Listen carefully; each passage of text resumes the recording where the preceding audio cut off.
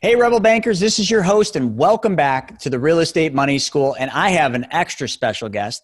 You guys might know of the book, Profit First. Have you guys ever heard of that? Because if you haven't, you better get in tune with this book. Well, I've got the author of that book, and he's authored many other books here to tell you about his journey, tell you about what he's doing, and how he is on a journey to make entrepreneurship simpler, take out the complexities. So we got Mike Michalowicz with us, and I am really jazzed up about this one. Fired up is a better word. So before we get into Mike's talk about this, I got the book, and I've talked about this book on a lot of different occasions. But before we get into that, let's talk about you guys. Let's talk about your journey to becoming a Rebel Banker. So we all know on this journey of entrepreneurship, on this journey of real estate, money is going to play a factor in that. You're going to have to figure the money game out one way or the other. Otherwise, it's going to figure you out. That's what this is all about. This podcast and this journey is all about teaching you how money really works, teaching you about how entrepreneurship works and real estate. But today, we're not going to talk about real estate. Mike is going to talk about his book, his journey, and how he is on this mission to making entrepreneurship simpler, because I want to know all about that. So Mike, welcome to the show. Chris, thank you for having me. I'm fired up to be here. All right. So before we get into much, let's talk a little bit about your business, what you're doing today. You know, most people are going to know you because of the book, but let's go a little bit deeper into what you do on a day in and day out basis so everybody understands a little bit more about you than just one book. Sure. So I'm an entrepreneur myself. I've been one in my entire adult life. I've had the privilege now of having run 4 multi-million-dollar companies, 2 exits. I had one private equity deal. My first company was a tech business. Second company was in computer crime investigation. Sold that to a Fortune 500. And I run 2 more companies today. One's a accounting group, membership organization, and then another one in the educational space. And what I found, well, that's all nice highlights and like, wow, look at me. I think the real interesting part of my journey and why I'm so passionate about educating entrepreneurs and simplifying the process, because honestly, that's what I needed. We were talking off air about this. One of my business ventures that I conveniently leave off my resume was I was an angel investor.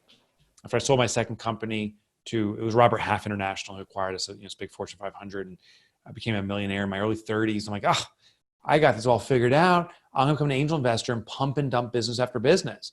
And I was chock full of arrogance and chock full of ignorance. I had no idea what space I was going into. I invested in all these different businesses all over the place. If someone had an idea, I'm like, here, let's make it rain some money. We got this because I'm here.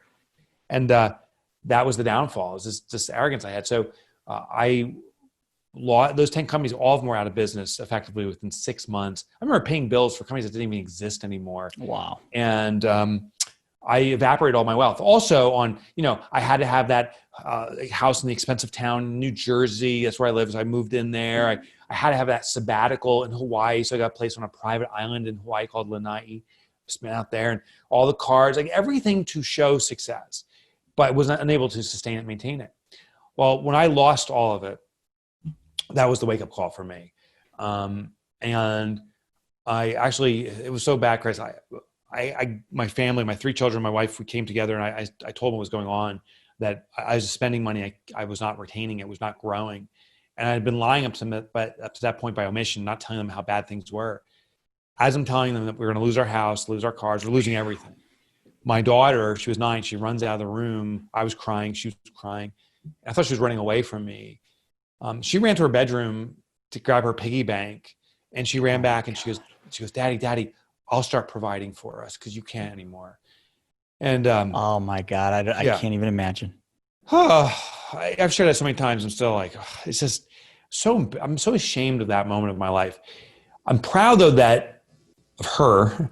I'm proud also of the turning moment it spawned for me, that entrepreneurship is a responsibility for us. Like as a real estate investor, whatever kind of work you do, we are providers for our economy, particularly in this environment. Like small business isn't the backbone of the economy. Small business is the backbone. It is the entire economy. Yeah, it's everything. It's everything. It's more than the backbone. It is the economy. We provide jobs for over 50% of the employable population. We are 90% of the businesses. We have to be successful. If we fail, it's all over. And we won't fail. But the journey needs to be easier. And of course, the question is, why not us? Why not we be the ones, specifically me and you, when are we the ones who move us through this journey and make the economy stronger than ever before? So that's the path I'm on.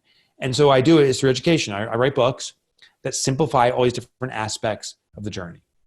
Wow, I love it. And you know, I've been saying that a lot ever since this COVID started. This isn't my first recession, and I don't like any of them, but I definitely saw this one coming. And I do a lot of talks about whether this COVID economic, crash, economic recession, whatever you want to call it, it's either going to be an obstacle or an opportunity for you. You need to draw a line in the sand and figure out where you're going to be. Are you going to bury your head in the sand and just get run over? Or are you going to stand up and be the light in the darkness and show others through this and show others how to be the leaders that we were born to be? And I think that goes a lot to what your books talk about, especially the one. So let's go into that a little bit. Let's talk a little bit about, how do you intend to make entrepreneurship simpler? Because there's really, be quite honest, I mean, I've been an entrepreneur since 16. There's nothing simple about it. It just seems to get more and more complicated the busier and busier we get. So I am all ears. I want to know. Yeah. So it's interesting. This came about. My newest book is called Fix This Next. And this is where I studied what's the pathway we need to take to achieve our vision of success. How it came about, Chris, is I emailed my list of readers about 5 years ago. It takes me 5 years to write any individual book. And I emailed my readership with a starting question. I said, what's the biggest challenge you're facing this year? Expecting marketing would be the common theme, or sales or systems or something. Well, I'm not the most technically savvy guy. I must have clicked like 3 or 4 times because the email went out 3 or 4 times in the same day with the same question. It said, email me back with the biggest challenge you're facing this year. And people email me back. And in certain cases, the same person emailed me back the same day with different answers to the biggest challenge of the year. One guy said in the morning, we got sales issues. In the afternoons, we got hiring and talent issues. In the evening, it was systems. And by the next morning, it was vision. It was very clear that the biggest challenge entrepreneurs have is knowing what their biggest challenge is. Most of us, right? Most of us come in and put out fires. We become slaves of our own businesses. We become a slave of what we create. Yes. Yeah. I call it the survival trap. Actually, for anyone watching on video, I can draw on paper of exactly what happens. So what it is I just grabbed an 8.5 by 11 here, but what I'll do is I draw the letter A in the center of a piece of paper as a demonstrative and say, for our business, that A represents where we are right now in our business, this moment. For many of us, it's the crisis or challenge of the moment. Then what we can do is we can make different choices. We can take different actions that gets out of A. So I drew these 3 arrows here. And what these arrows represent are 3 different choices. Maybe there's hundreds of choices we can make, but we can move to the up or down or left or right to get out of the crisis. Now, the last step I tell people is when you do this demonstrative, draw the letter B in the top left corner of that piece of paper. And what B represents is what your business actually needs from you, the most important thing. And by definition, for the word most, there only can be one most thing. So what does the business actually need from you? Put it here in the top left. And then I ask, well, how many arrows point toward B? And in my little demonstration here, none of my arrows point toward B because I didn't know where B was.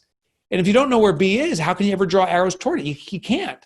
So most businesses, what they do is we know the now, we don't know the next. So we know my business is here now. I can escape it by making this choice in this case, but I simply end up in a new A, the new crisis of the moment. And I can make decisions. And yes, I get out of A by simply move to a new A. And what happens, we get stuck in this pattern. Most businesses get in this circular pattern of just putting out fires. When we have clarity on where B is, then we can take action toward it. That's the survival trap. Most businesses don't understand how to find what the B is or know how to get there. So there's a process, and I call it the business hierarchy of needs. If we know the 5 fundamental elements of what it makes a business function and how they work hierarchically, we can pinpoint within that hierarchy, here's my current challenge is. This is what I need to fix now, and that identifies the B, and we fix that next. We need to know the hierarchy. I like that. So in most businesses, when you identify that to fix that, what is the normal time cycle it takes to kind of go through that first cycle to get to the next one? Good question. So sometimes it's seconds. Sometimes it's weeks or months. It depends on what you need to fix. I actually have the diagram here.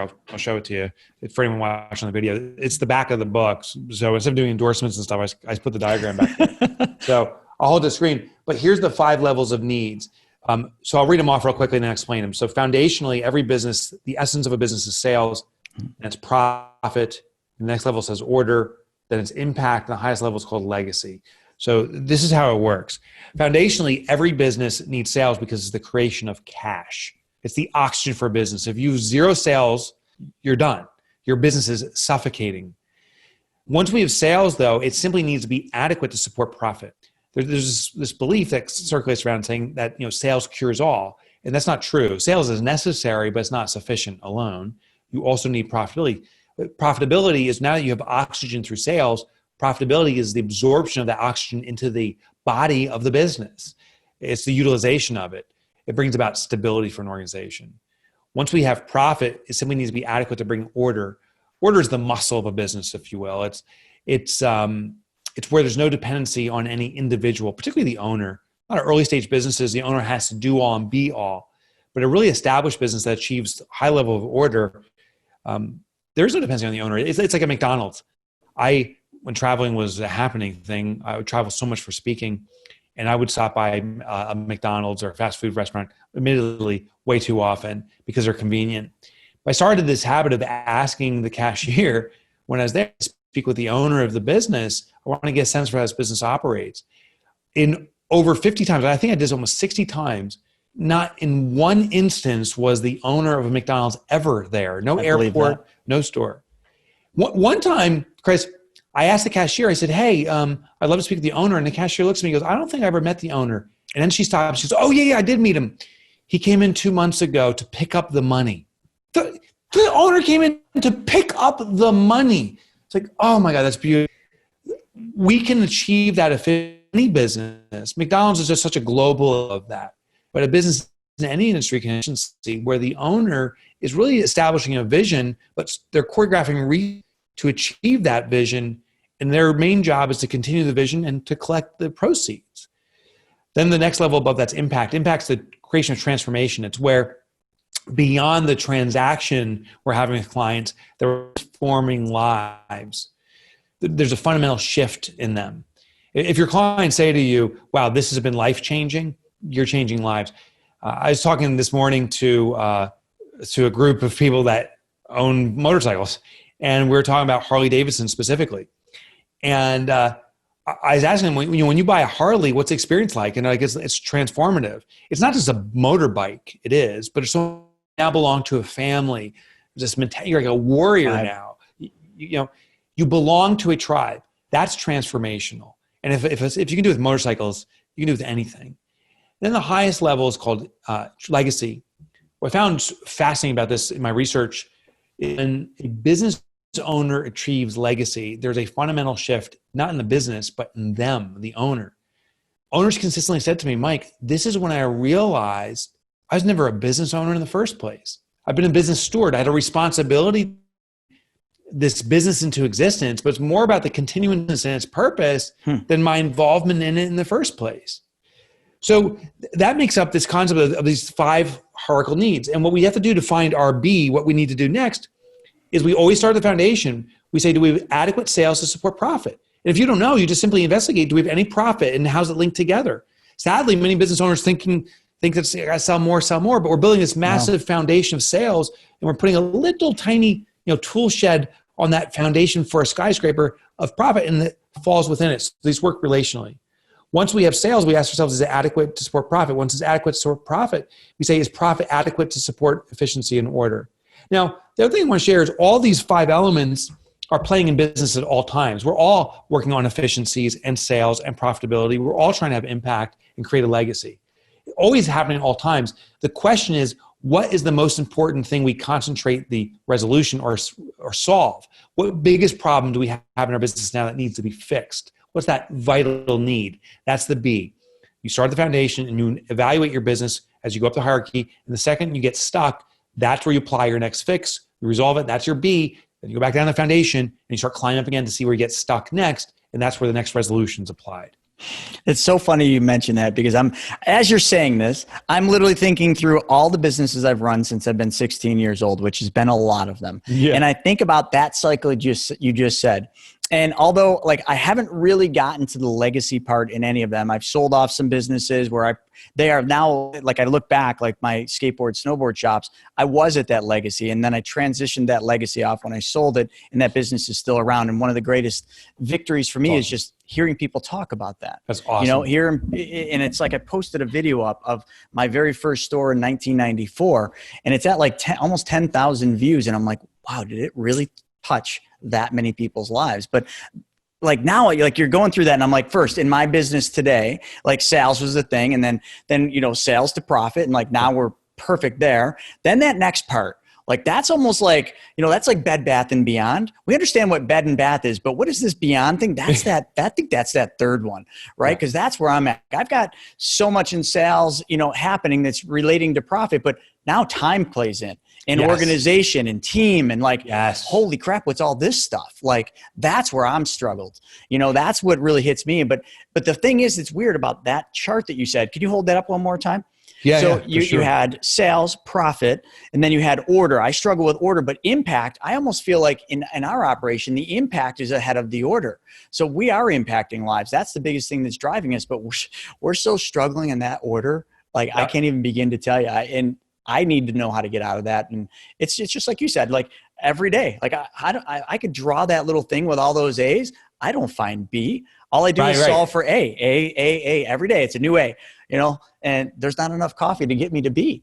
So I like that. Yeah. So it's interesting. So like I shared, all those elements play out at all time. I'm not surprised you're having great impact, but you have an order challenge. The thing is, you can't have continuing growing impact without first addressing order. So what happens is, like building a structure, if these were a level building, we need a basement strong enough for the first floor, and the first floor has to be strong enough for the second floor. You have a third and fourth floor, you have the impact fourth floor there, but it's so big now that the third floor is not strong enough to support it. So we got to, man, keep on having greater impact. Yeah. So we oscillate around. I studied this for businesses of all sizes. Even the mighty Amazon.com, that company was focusing at impact and legacy on March 1st. By March 15th, when COVID came out, they had to reinvent the business. They reverted back to the foundation of sales because they had cracks in it. They had to shift the way they sell. They moved to essential items. They redesigned how they moved product. If you were a Prime member, you're no longer getting your products the next day. They shifted everything. So this is something that's not like a ladder you climb to the top. You will climb, and then you'll have to descend to repair and climb and go back up and down. I can relate, but like just having that little guide, like it's just a back of your book. I can't imagine what the whole book's about. And that's Fix This Next, right? Yeah, Fix This Next. Exactly. Yeah, so I haven't read that one yet, but that's, you guys, listen, if you guys haven't read Profit First, start there and then just go down the line. He's got how many books you got now? Profit First? Six? Six, yeah. And it took 5 years to write each one? Yeah, so I write, so I haven't been writing for 30 years. I write 3 books at a time to 4 books. So I'm working on 3 books right now. My next book will come out next year, but I started it 4 years ago. My goodness. I got 2. This one took me 8 days, but I was bound and determined. Oh my God. 8 days. In a trip to Mexico. I started like a day before the Mexico trip with my wife. It was a vacation. Clearly not a good vacation. Came home, finished it the day I was back. But the other one took way later. But yeah, I mean, that's just a lot for me. of I'm writing books. It's a labor of love. And it's not just I sit there and just write. It's the research. So we guinea pig it on companies. We test it on companies. Ridiculous amount of interviews. I'm actually talking with a neurological doctor right after this to explain how our brain operates around decision making for one of the books I'm working on. And so it takes a lot of time. Back to the order question that you're experiencing. The 2 biggest challenges businesses have is, ironically, the 2 reasons businesses get started. The 2 most common reasons people start a business is financial freedom and personal freedom. I want to make money so I have no worries financially. I want to have personal freedom where I can do what I want when I want. Yet the irony, Chris, for most businesses is that's the 2 things they don't achieve. Most businesses are struggling financially, and the owner is trapped within their business. It's ironic because that's why we started it. Amen. So Amen. Financial freedom, you've nailed it. Once you get the sales going, it's extracting that. And I wanted to tell people, you have a responsibility to be profitable. I'd actually even argue your clients are thirsting for you to be profitable. Mm-hmm. And they don't use the words, like clients don't say, oh, can you charge me more? Can you double the rates on me? But what clients will say is, I want you to treat me like I'm your most important client. I don't want you to be distracted by desperation for money and trying to get new clients when you're trying to service or cater to my needs. Care for me, focus on me. And the only way we can care and focus for our clients is by being profitable. You don't have that financial worry. Then the next level of order is about extraction of the owner. And I found the ultimate kind of acid test for this is we call it the 4-week vacation. Oh. When an owner can be physically extracted from the business for 4 consecutive weeks and have no physical and no digital connection, and the business continues to sustain and grow in their absence, typically they've reached a level of systemization that the owner isn't needed in the business anymore. Part of it also, though, is the ego. So I guinea pig on my own businesses. I removed myself from business for 4 weeks. It took me a year to get there. So we schedule it. And then there's the oh shit moment. Like, I'm going to leave here for 4 weeks. I got to transfer a lot of work to other people. I got to systematize it. And we built toward it. I left for 4 weeks. And I remember about 3-4 days into it, I checked my email. I kind of cheated. I shouldn't even be doing that. And no one emailed me. I'm like, well, am I not needed anymore? I'm the most important person here. And I started to reinsert myself in the business. I need reports. How it's going on. I returned after 4 weeks. I went to Australia for 4 weeks to really disconnect. And I returned and I met with my team the first day. I said, hey guys, I was gone for 4 weeks. On a scale of 1 to 10, 1, Mike, we never need you again, to 10, Mike, we don't even have time for this meeting. Get to work now. How badly do you need me? And they said, no, 1.5. And I was like, what? And they said, we like you. We don't need you. Wow. We got this. We feel empowered now. We didn't realize how much stuff we were capable of until it was required that we took care of these things. That was an epiphany for me. My ego, it was hard for my ego to swallow, yet it's funny because I've always been aspiring not to have to run a business, and then it actually started happening and I couldn't imagine not being in the business. And I found that the final kind of piece of the puzzle was this, that once a business doesn't need you, since you're the business owner, you can choose to do what you want to do. I love being a spokesperson for the brand. I love what we're doing, just talking. I love writing books. I'll continue to do those things. And the rest of the operations is handled now by the team, our company. And that's powerful.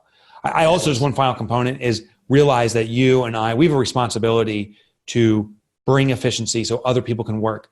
Only 7% of the world population will ever start a business or run a business. 93% of the world population will work for entrepreneurs and business owners.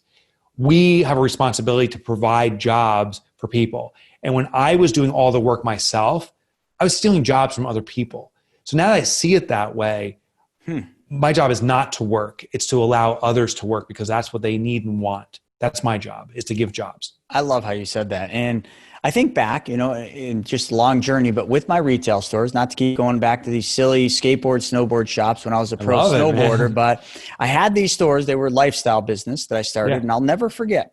When I first started those businesses, the business was me. I was the business. Nobody could do it better than me. I was a component of working in the business. Then I remember in the early 2000s when the planes hit, everything came crumbling down. And I realized I had to go get another job. I landed in the financial industry as an advisor and I loved it. But in doing that, I found a new love. And because I had built those systems in my business, but I never allowed my managers or everybody else to do what they were there to do, because I was always the guy, right? My ego, you call it the ego. It was totally my ego. But when I got into this financial advisory role, I'm like, well, I like this. And I just ignored the business. And I started realizing something that was very, very transformational at that time. My business operated better without me there.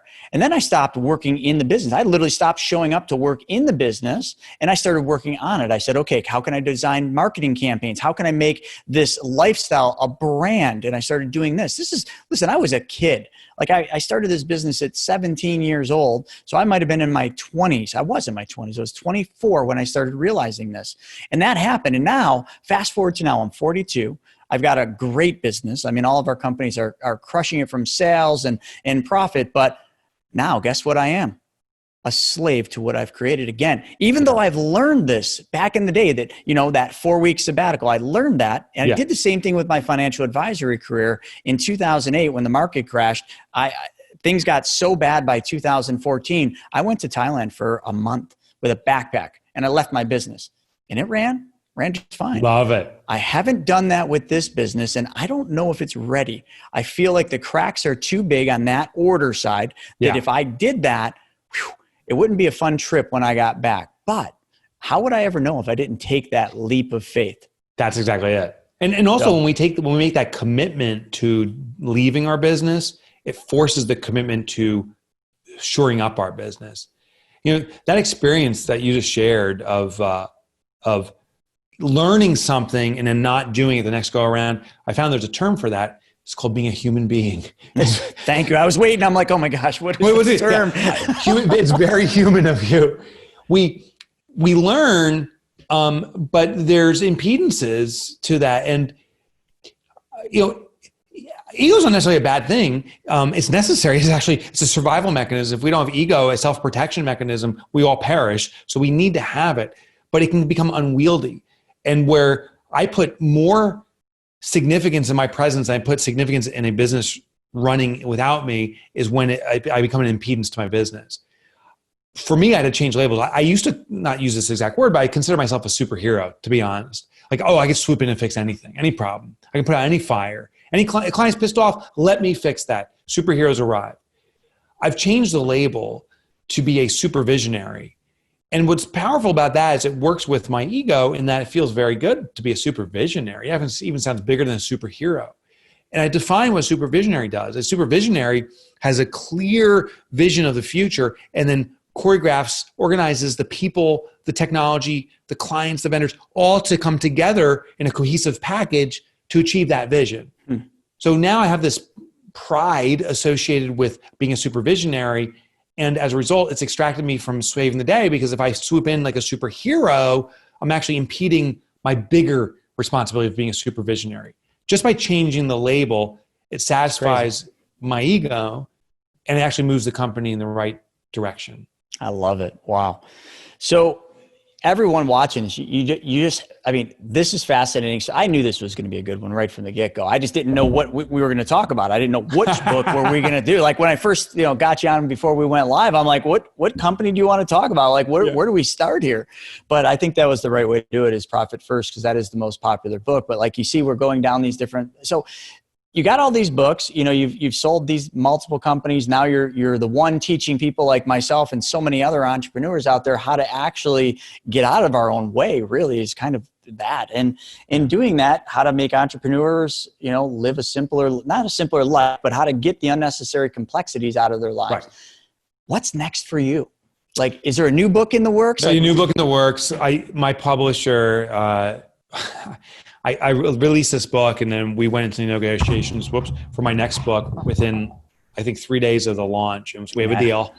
And I already have been working on the book for 3 years now. The working title is Different is Better. And I've been studying, and why I'm talking with this brain doctor is there is a common trigger that causes people to devote attention to something. And what I'm trying to do is to get to a very simple process of marketing. So how do we, with the ridiculous amount of noise that's out there, with so much marketing happening at such lightning speed, is there even a chance to outmarket the competition anymore? And I believe there is, if we move to the understanding of how the brain operates. So it's about being different. Different gets noticed. In fact, it's a neurological response. If something unexpected presents itself, if some clown came walking by behind me right now, kind of with his big dopey shoes and his waka waka, shirt and the squirting rose, everyone would notice that because it's unexpected. It's out of the norm. Once you have someone's attention, how do you attract them and then have them take the action you so desire? That's the essence of marketing: is first get noticed, then attract, then trigger them to take an action. That's what this book is about. So I'm just researching how to be different and stand out. That's a book I want to read, because that is exactly it. There's so much noise out there. How do you stand out? And there is, man. Holy crap. Especially now with everything just went digital. Literally, we all had to pivot and go 100% digital. Now, 100%. How do you carve yourself out of this noise is the only word for it. I loved your idea. I literally, as soon as you said that about the clown, I'm thinking, all right, I can do a Facebook Live. I can hire a clown to come in, waka, and it'll probably go viral. It probably will. Here's the interesting thing in my preliminary research is most people don't do different because of the fear factor. It is another behavioral response. Our brains are wired not to do different because we won't be accepted. Humans are a herd animal. And if we do something that other people won't accept, we'll get rejected from our tribe. And that is actually as painful as physical pain. So most people won't take the risk of doing different because of the fear of being unaccepted. Yet the ironic thing is the only way to get accepted now is by doing different. So there's this great conflict that happens in the human mind around this. Oh man, I can't wait for that book. When's that one maybe going to come out? 2021. Oh, that's not far at all. Fantastic. Well, I'll be waiting for that 12 more months from now. And I'm going to go back and read Profit First again. It's been a bit, so I got to get that. I think it's literally on my desk. And, one of my favorite things to do, and, this is more for the audience, is, when you read a really good book, don't just go out there and tell people about the book. Tell them how it transformed, your thought pattern, your business, what you're doing. But then go one step further. Gift that book. Give it to somebody and put a message in there. Don't tell them you're putting a message, and gift that book. The most powerful thing in the world is giving. If you just practice that one simple act, you watch how that transforms yourself or transforms everything you're doing. And then read another book and keep doing that. And pick one person that you think will benefit from that book and do that. And just see how that changes your life. The book will change your life, but how many people's lives can you change by giving away one book? You will never know what do they call that? The butterfly effect of that. Yes. But I bet you it's way more profound than you will know. So with that, I'm going to end there. Man, Mike, thank you so much for this. This was great. How do people get a hold of either you, your team? Obviously they can just go to Amazon for your books, but where do we drive people for you? So the Mecca for all of it's my website. I'll give you 2 ways to get there. You can try to type in MikeMichalowicz.com, but no one can spell it. So I loved how you did it. This is how you spell it. Yeah, right there you go. Right, phonetically. But the shortcut's Mike Motorbike. The irony is I've never driven a motorcycle, but that was my nickname in high school, so I secured the domain. So if you go to MikeMotorbike.com, it's an easy rhyme. All the books, free chapters. I used to write for the Wall Street Journal. You can get the stuff there. Plus, I have my own podcast there too. So MikeMotorbike.com. I love it. You guys got that. That's an easy one. You might not be able to get his name right, but you're going to get MikeMotorbike.com. So guys, check his website out, grab his books, read them, and then practice the greatest thing in the universe, and that is the art of giving. Give, and your life will change. Because Zig Ziglar said it best, right? If you help enough people get what they want, you too will get what you want. With that, thank you all for joining us for another episode of the Real Estate Money School. And Mike, thank you so much for your time. Chris, thank you. All righty. Bye, everybody.